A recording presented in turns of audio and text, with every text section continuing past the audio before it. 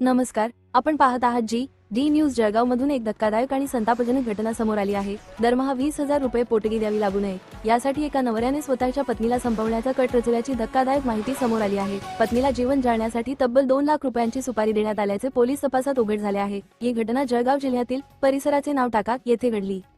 मिळालेल्या माहितीनुसार पती पत्नीमध्ये काही दिवसांपासून कौटुंबिक वाद सुरू होता. प्रकरण न्यायालयात गेल्यानंतर न्यायालयाने पत्नीला दरमहा 20,000 रुपये पोटगी देण्याचे आदेश दिले होते. मात्र ही रक्कम देण्याची इच्छा नसल्यामुळे आरोपी नवऱ्याने एक भयानक कट रचला. पत्नीचा कायमचा काटा काढण्यासाठी आरोपीने 2 लाख रुपयांमध्ये सुपारी दिली.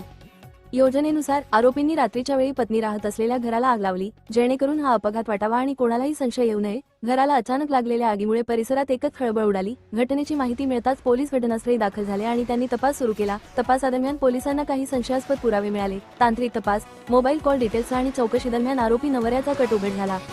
पोलिसांनी आरोपी नवऱ्यासह संबंधित संशयितांना ताब्यात घेतले असून पुढील तपास सुरू आहे. पैशासाठी आणि पोटगी टाळण्यासाठी नवऱ्याने स्वतःच्या पत्नीच्या जीवावर उठण्याचा हा धक्कादायक प्रकार आहे. या घटनेमुळे परिसरात भीती आणि संतापाचे वातावरण निर्माण झाले आहे. पोलीस या प्रकरणाचा अधिक तपास करत आहेत. अशाच ताज्या बातम्यांसाठी पाहत रहा डी न्यूज. धन्यवाद.